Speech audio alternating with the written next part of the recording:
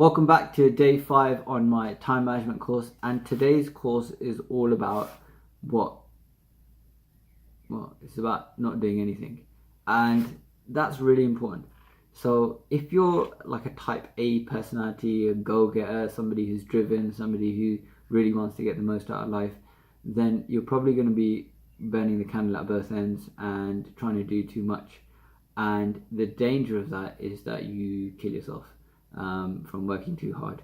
It's actually a real phenomenon. I think they call it Kaizen or something like that. There's a Japanese term, and the definition is death by overwork, and it happens there. So they've actually created a term for it, and occupational health departments in Japan now actually try and screen for it to make sure people aren't going to kill themselves. And the death actually occurs through like stroke and heart attack, but they correlate it down to the amount of hours somebody was working. So I don't want any of you to die. What we're going to do is focus on this piece of paper and keeping it empty, meaning there has to be some time in the day and in the week where you don't do anything, and that's really important in order for you to do something. So if you have a traditional day is like 8-hour work day, so 9 to 5. Most people work. I don't work with 9 to 5, but I have my hours. Fortunately, blessed to have the hours that I want to have. So 9 to 5, and then in between 9 to 5, you're gonna have a slump. So it's probably afternoon time after lunch, where actually you're not productive, and you're probably better off not even being there and just going to sleep. And Google's great; like they have nap pods apparently that let you nap for 20 minutes, and that is one of the strategies, which is naps. So you've got to figure out in the day, when are you most productive? When do you slump? So for me, this morning time is really productive, but I'm usually with the kids. So that's really productive. And then this afternoon time is when my wife generally takes the kids out. She's amazing, by the way. She's a wonderful lady. And then she's probably going to be watching this, and then in the evening till early hours of the morning is when I am not that productive, but the kids are asleep, and I can't make videos because it's too dark, but I can do lots of other stuff. I can do admin, I can do I do a lot of reading at night, so that's really important to me, and that's probably one of the reasons I think I credit my success. And any success that I've had is obviously down to God, but also down to reading has really helped, and learning from people who've done what I want to do in different areas. So there's that. So these are kind of the blocks for me, and I have a slump in probably I would say about the afternoon time, maybe lunch time-ish, probably a little bit later. Yeah, so maybe 1 to 2, around that time.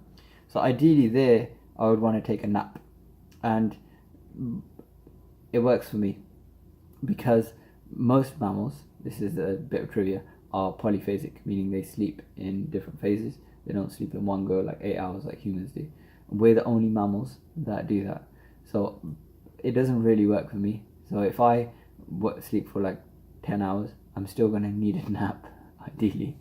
It sounds very funny, but or if I sleep for 5 hours, I'm still going to need a nap. So it works better for me and my body to sleep at night or early hours of the morning for like 5 hours, 6 hours, and then have a nap in the day. And that's how my energy works.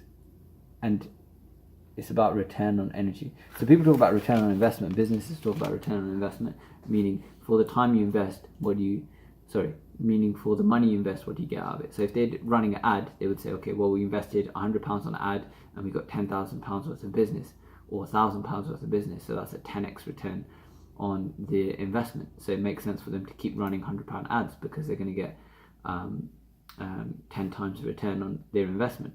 So that would be a good investment. But then you might run an ad, and then for every £100 ad that you run, you might get £1 of business. So that would be a very poor return on investment. 1%.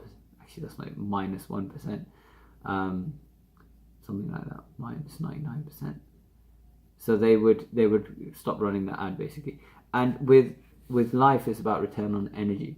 So I only have a certain amount of energy. So if I wake up in the morning and watch Netflix and go on Facebook and go through my WhatsApp, then I've used up my energy and my most productive time on something that was least impactful.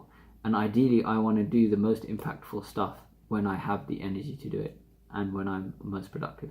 So for me, like this afternoon slot is the best time to make videos, and that's a hard thing for me to do. And phone calls is a hard thing for me to do because I need to check in with my challenges, people who are losing weight, and also my coaches, people who are part of my business and are helping other people lose weight. So this is the best time for me to do it. So this is like the most valuable real estate in my day. So I need to make sure that I'm on the ball for this period of time, and I'm very productive and I stick to time.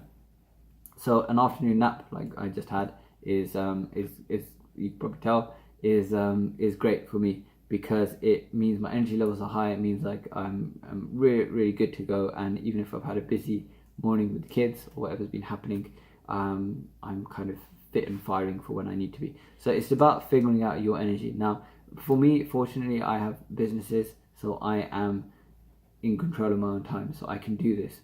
But for you, it might be when you come back from work at 5 p.m, you have that 10-minute nap, and it might not be a nap. What I don't recommend is that you rely on things like caffeine or Red Bull or kind of energy stimulants, because that artificially spikes your energy, but then trust me, I've experienced it, you have really low lows in terms of energy. So then you want to just be level, so you want good nutrition so you can be level, but you also want to just fix your sleep and work pattern so you can work to your strengths. And so that's one thing. Rest is really important. Now, and the other thing is like downtime. So if you've got time in the evening and you're sitting on your phone and you're trying to have a conversation, and it's not really rest and recovery. So when you're resting, you need to rest. So if you're in your bed and you don't want to have anything playing, you don't want to be doing on your phone, if you're in your room, you want to leave your phone outside, you want to just be, or if your alarm is on, keep it on flight mode, keep it somewhere else, or buy a separate alarm. But you want to just, when you're resting, you want to rest so that you can be fully rested and recuperated. You don't want to burn out. That's really important. If you're with your kids or what you're doing, whatever you're doing, you want to be fully present in what you're doing. So otherwise, if you're scatterbrains, then you're going to end up burning yourself out or having other problems, and you're like losing your memory and all that kind of stuff, short-term memory loss and all the other stuff that can come with trying to juggle too many things. So you want to keep your mind as free as possible, and you want to compartmentalize the different aspects of your life so that you can give them 100%. When you're on, and then when you're off, you're just completely off. Turn your phone off, have it on flight mode, do whatever you need to do, lock it away, give it to somebody and tell them not to give it back to you. Just whatever you need to do in order to switch off during those times. Now that's kind of during the work week. Now weekends is time for rest and recovery for most people, and there I would recommend having something in the week, whether that's several times a week or once a week, that you enjoy, that is fun. So examples for me are rock climbing, kayaking, swimming, going to the gym, doing Olympic weightlifting, doing like a home workout program, going for a run, going for a long walk. So a lot of these things are physical for me because that's just my background. And speaking to my mother-in-law and my mum, they're both very nice people.